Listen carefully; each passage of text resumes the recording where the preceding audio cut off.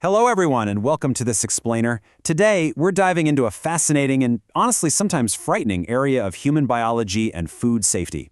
We're talking about the complex biology of adverse food reactions. For most of us, food is comfort, it's culture, it's nourishment, right? But for some, specific foods can act as an invisible threat. In this explainer, we're going to unpack the science behind food allergens, look closely at the immunology of why our bodies react the way they do, and explore the ingredient science that helps us ensure food safety. Okay, let's jump right in. Here is the roadmap for our clinical detective journey today. Section 1, the hidden food threat. Section 2, allergy versus food intolerance. 3, anatomy of an allergic reaction. 4, false allergies and imposters. And finally, Section 5, diagnosis, management, and the future. Section 1. The hidden food threat. Let's investigate the danger. Picture this. You're chilling at your favorite local hawker center with friends. Visual? Sizzling plate of fresh seafood. You've just ordered a vibrant, freshly grilled seafood dish. Maybe some amazing garlic prawns. It's a wonderful, relaxing evening. But then, within minutes of eating, the scenario shifts drastically. For someone with a true food allergy, that delicious protein triggers a terrifying medical emergency. They might initially feel an itch in their mouth, but that quickly escalates to severe hives and intensely swollen lips. This is the hidden food threat in action. It's a highly complex process where digestion affects the timing, the location, and the severity of the symptoms. Section 2. Allergy versus food intolerance. It is time to unmask the suspects. When a patient comes in and reports feeling unwell right after eating, clinicians need to classify that adverse reaction. It's like a fork in the road. On one side, we have true allergies. These are driven directly by your immune system. Specifically, it's a type 1 hypersensitivity involving IgE antibodies.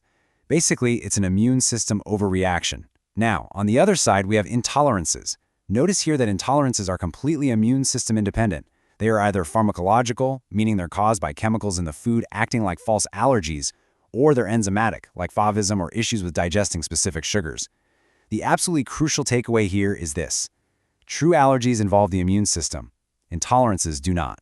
Let's look at a really common example that confuses a lot of people. Milk. First, a milk allergy. This usually shows up in early infancy. It is an abnormal immune system reaction to milk proteins, like casein or whey. It triggers those IgE antibodies and can lead to hives, wheezing, or even life-threatening anaphylaxis. Conversely, lactose intolerance is a purely enzymatic issue. The body simply lacks enough of the enzyme lactase to break down milk sugar, which is lactose. The symptoms are purely digestive. We're talking diarrhea, bloating, stomach cramps, and gas. It is uncomfortable, absolutely, but it is not life-threatening. The management is entirely different too.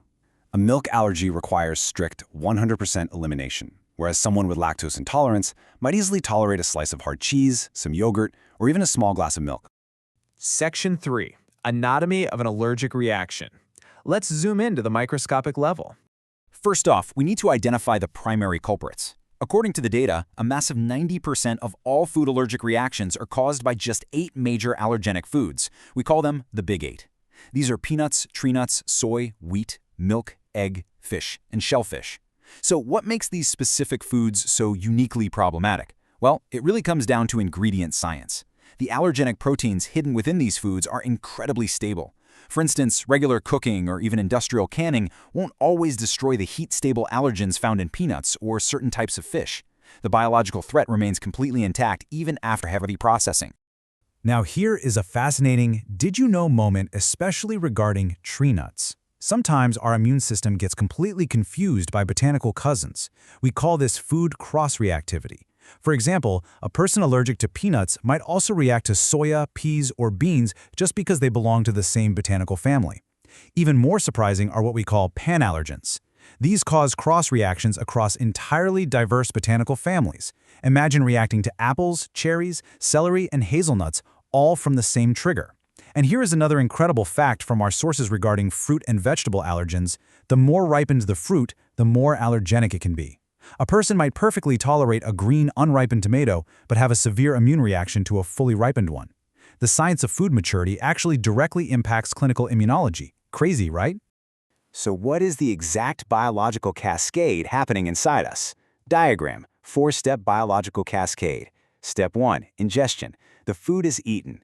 During digestion, allergens are absorbed, and, step 2, they enter the bloodstream. Now, let's use a quick analogy. Think of your immune system's IgE antibodies as a very overzealous, misguided neighborhood watch. They spot a completely harmless peanut protein, but they misidentify it as a deadly invader. They immediately sound a massive systemic alarm. Step 3. This alarm causes defensive chemicals to be released across the body, triggering systemic tissue reactions, itchiness on the skin, vomiting in the stomach, and wheezing in the airways. Finally, step 4. If the alarm is loud enough, it leads to anaphylactic shock. Anaphylaxis is the absolute most severe presentation of this biological cascade. The reaction is completely systemic, often beginning with severe skin flushing. But, it's the invisible symptoms that are the most dangerous. Inside, the airways in the lungs become severely constricted. Blood pressure drops dramatically, leading to systemic shock. Suffocation can occur simply from the rapid swelling of the throat. Anaphylaxis can be fatal if it's not treated quickly. It is a true medical emergency, even if it started off with a seemingly mild symptom like just a tingling in the mouth. Section 4. False allergies and imposters. Let's investigate the mimics. We call these mimics false allergies. Often, they are driven by something called biogenic amines. These are chemicals naturally present in some foods, the most famous ones being histamine and tyramine. Now, most of us can easily tolerate the normal amounts found in a standard diet because our bodies have enzymes like monoamine oxidase that simply break them down. But if a person consumes a really excessive intake of these biogenic amines, or if their enzymes are somehow inhibited, for example by certain antidepressant medications, the chemicals build up rapidly. In this case, the food itself carries the chemical alarm bells, completely overwhelming our body's normal processing capabilities. The result? A false allergic reaction that looks exactly like the real thing. And the crazy part is, everyday dietary choices can act as these imposters. Take a look at this table. Do you notice the trend in histamine-rich foods? It's all about fermentation and aging. Red wine can contain up to 24 milligrams per liter. Fermented sausages have 358 milligrams per kilogram. And ripened cheese, that can hold a staggering 2,500 milligrams per kilogram of histamine. Consuming these everyday items, alongside things like soy sauce, yogurt, or olives, can trigger intense flushing, headaches, and high blood pressure for those intolerant to biogenic amines. It mimics an allergy perfectly, but remember, there are absolutely no IgE antibodies involved here. Another very famous imposter is what the clinical literature refers to as Chinese restaurant syndrome, or CRS. Now, this is a topic that is widely misunderstood. CRS is not an immune allergy. It is a pharmacological intolerance, basically a side effect, to high amounts of MSG, monosodium glutamate, which we all know is a common flavor enhancer. If a person eats foods heavily laden with MSG on an empty stomach, it increases the amount absorbed quickly into the bloodstream. Within 30 to 60 minutes, they might experience flushing, a burning sensation on the neck, or even chest tightness. But here is the key takeaway you should remember. It usually goes away completely without any medical treatment in about 2 to 3 hours. It is purely transient and pharmacological. Section 5. Diagnosis, management, and the future. Let's look at how science fights back. Solving these biological cases requires a solid clinical toolkit. Doctors usually start with an observed history, followed by a skin prick test. They might also run a RAS blood test, which carefully measures specific IgE antibodies. For intolerances, like lactose intolerance, they use a breath hydrogen excretion test, which actually measures the hydrogen produced by your colon bacteria when sugars go unabsorbed. But despite all this tech, the absolute gold standard for diagnosing a true food allergy is the double-blind, placebo-controlled test. It is tedious, it is very time-consuming, but it is unequivocally the most accurate way to confirm a reaction under strict medical supervision. Once a true allergy is diagnosed, management today is mostly about strict avoidance of the food and reading food labels diligently, guided by safety laws.